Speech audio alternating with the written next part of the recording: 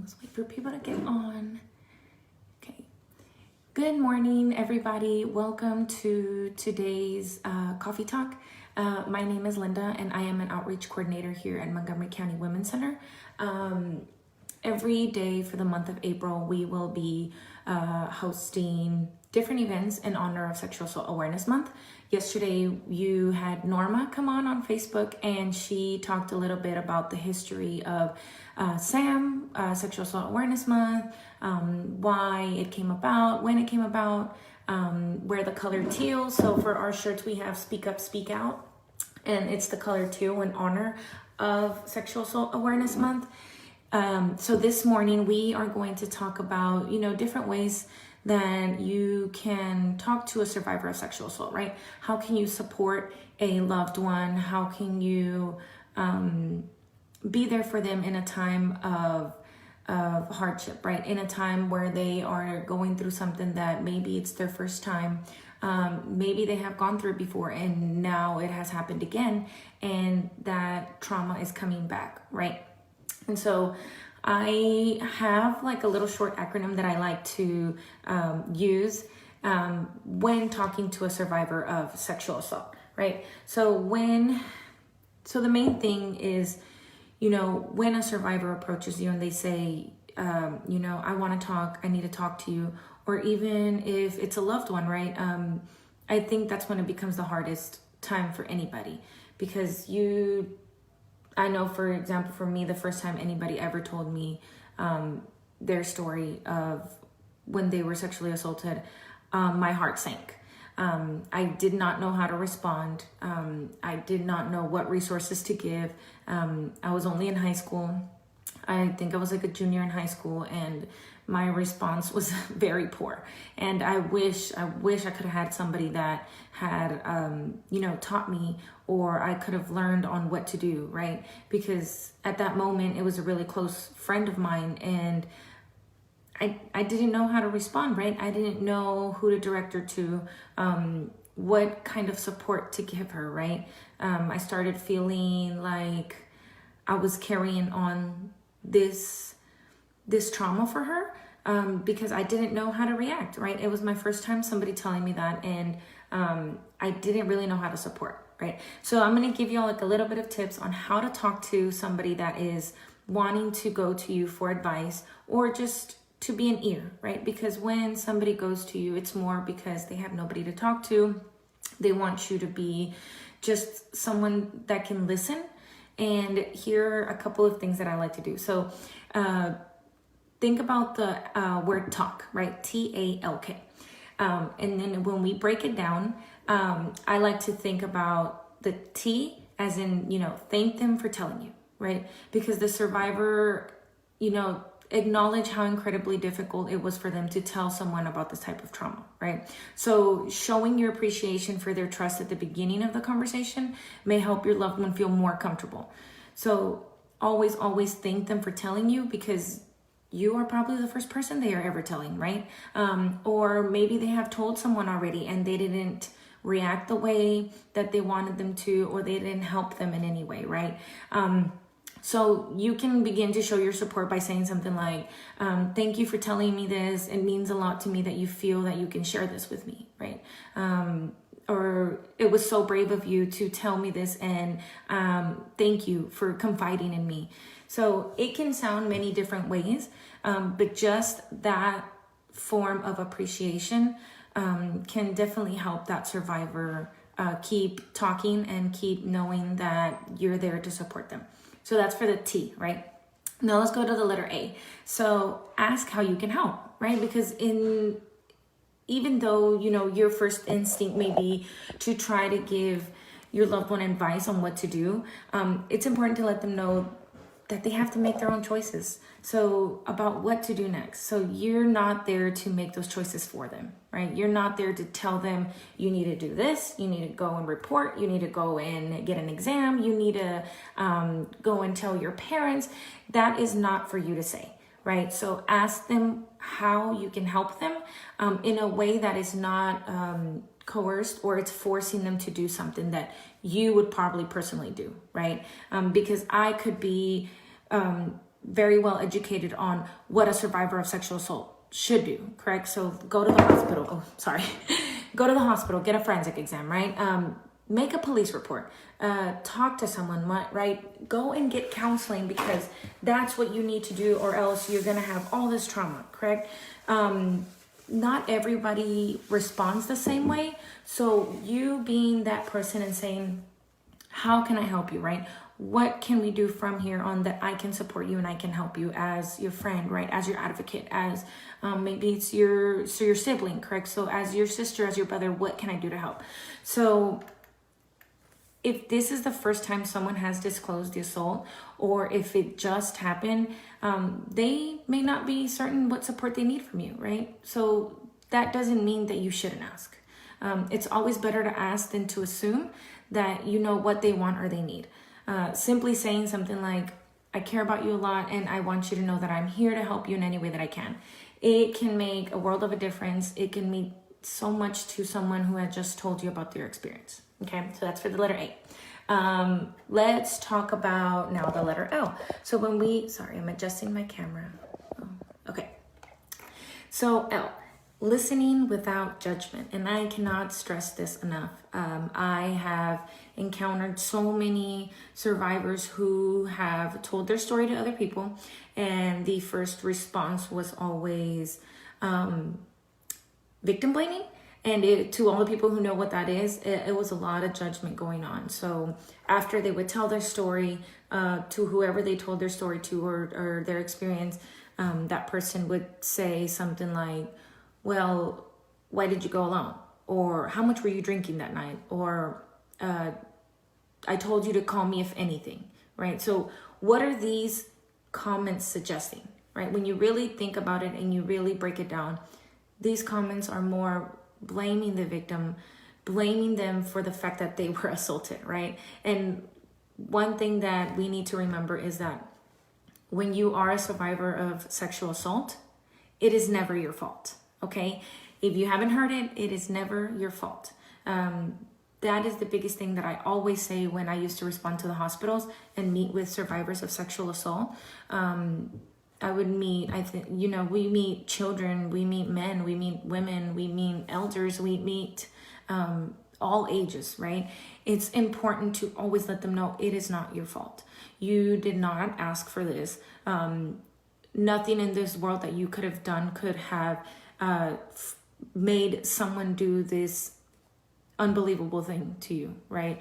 So when we go to listening without judgment, while it's normal to have reactions like anger or shock when someone you care about shares an experience of sexual violence, sometimes those reactions can make a survivor feel like they're responsible for your feelings, right? And then discourage them from feeling that they can open up. So listening without judgment can be one of the most healing things that you can do for someone you love. So, what can that look like, right? So if someone is telling you, I need to talk to you about an experience that happened to me, or I need to talk about something very personal that happened to me, drop everything you're doing, right? Give your undivided attention. They need to know that what they are about to tell you, you're caring, you're supporting, and you're listening, right? If someone starts telling you what happened to them, put down whatever you're doing and pay attention to them. Nothing on your phone, on TV is as important as them sharing what's going on, right? If you're driving, or if y'all are out in a public place, tell them, do you feel safe right now talking about it? Do you want to go somewhere else? Do you want to go somewhere private? Making suggestions that puts them in control, because at the moment that they were sexually assaulted, or when the sexual abuse was going on, whatever it is, they didn't have that control, right? And that's a big thing that we don't talk about, right? When you are a victim of something, when you are a survivor of something, you feel like you don't have that control. You feel like whoever did this thing to you had that complete control over you. And now for them to be able to tell their story and make these next steps on their own, it is a big milestone, because now they are making these decisions based on, if I'm ready, am I ready to move on? Am I ready to go and make a police report, right? Am I ready to talk about it? some don't even disclose a sexual assault until years later, right? Because they never had the opportunity. They didn't have somebody to confide in. Maybe they did tell someone and that person didn't react the way that they wanted to, right? They put them down, they minimized it, they blamed them for what happened. So listening without judgment is a big thing, because what they want at that moment is just for you to be an ear, right? You to be a shoulder, for you to listen to their story without asking details, asking all these questions, telling them what they should have done, what they need to do now. Focus on their feelings, right? So listen to whatever the survivor is telling you in a calm and empathetic manner, right?